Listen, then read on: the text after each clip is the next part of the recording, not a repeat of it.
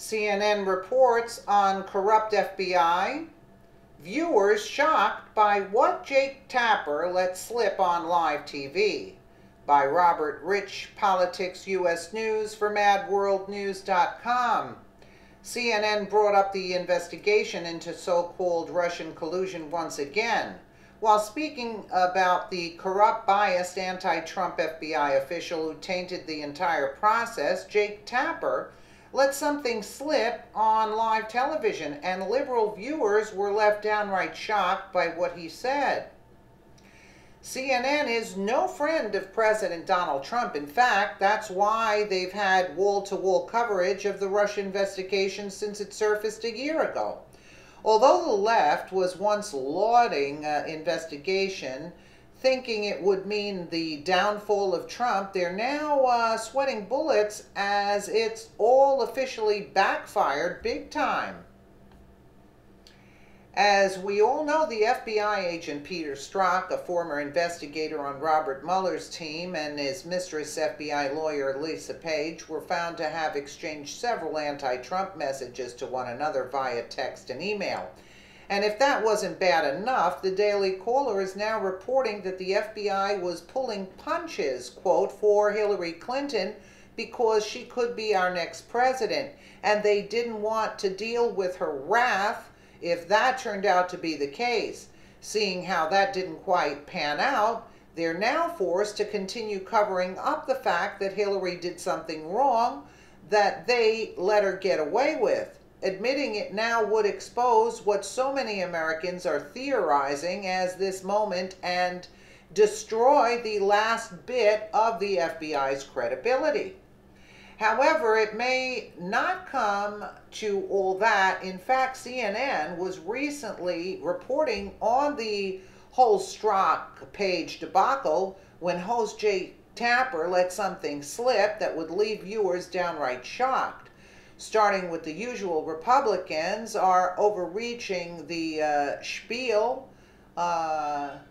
Tapper then went on to admit that there is something legitimately to be concerned about in the Strzok Page texts. That's surprising. I'm going to talk much more about this, including just what's your initial reaction, sort of the arc of the week, and especially using this U.S. Senator, Senator Johnson, as the loudest alarmist or peddler of this conspiracy theory, to basically saying it's a joke.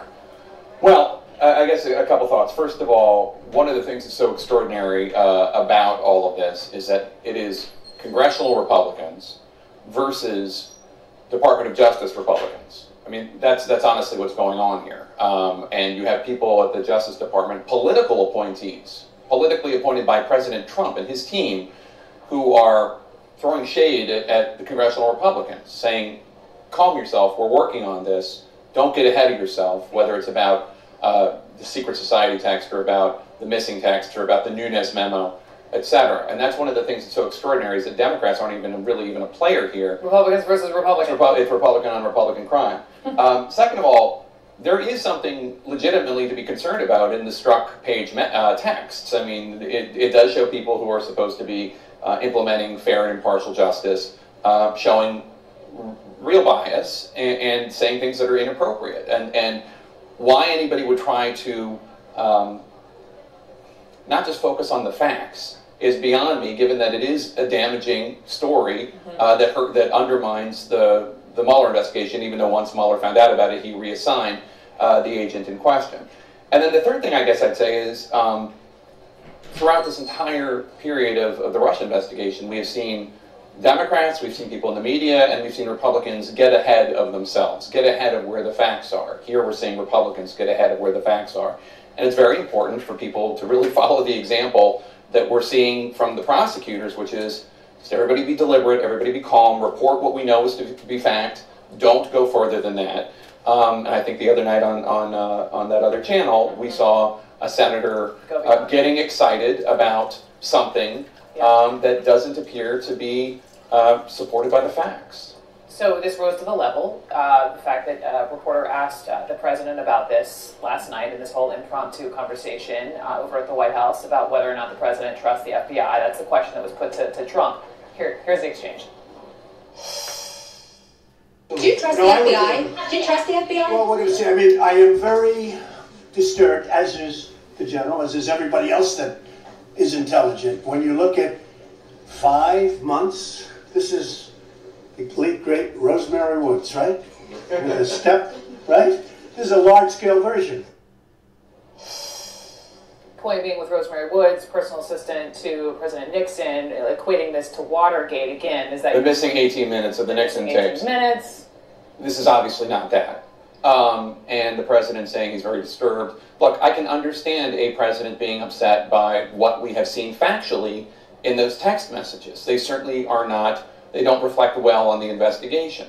But the idea that this is bigger than Watergate, which seems to be a suggestion there, not to mention the fact that the Inspector General of the Department of Justice came forward today and said, we have managed to get them. The idea that the president's own Department of Justice was trying to hide something from him, it just shows a level of suspicion that really boggles the mind. I mean, one would think a president would say, and we have heard Republicans who work for the Department of Justice say, they're doing everything they can. They want to get to the bottom of this. They are trying to recover these text messages.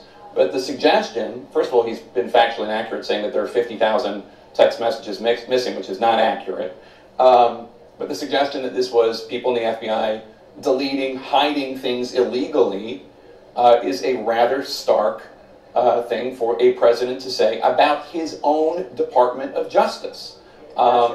And I can't imagine, if I were an FBI or Justice Department employee, one who legitimately was upset by the struck page text, I can't imagine what it would feel like to have the President of the United States constantly impugning my integrity just because things are not always going his way. And one of the other problems is, Brooke, I don't think that the President's sources of information are always the most reliable. The shows he watches, the websites he reads. I don't think he's getting the up and up. He should rely more on what he's hearing from General Kelly and less from what he's seeing on certain other channels. Notice they are hating every minute of this. And notice what they said, the secret society here, what they have on the screen. It falls apart. It's falling apart. Look what's that? Secret society theory falling apart? No, secret society, it's not a theory, it's a fact. And this just goes on what they said. So the only reason they want the GOP to slow down is to prevent their bogus claims of Russian collusion from coming to their long overdue end. Yet again, CNN isn't fighting to inform the American people. They're fighting to save their own butts, and it's pathetic. Yes, indeed. But that's why they would say that it's disturbing your own FBI. But again, you notice their tone was toned down now. And that other blonde bimbo there, I would say, that one there, you notice, like, you saw her face, like she didn't even really want Jake Tapper to say these things. She was very uncomfortable with it, when she was looking at him while he was speaking.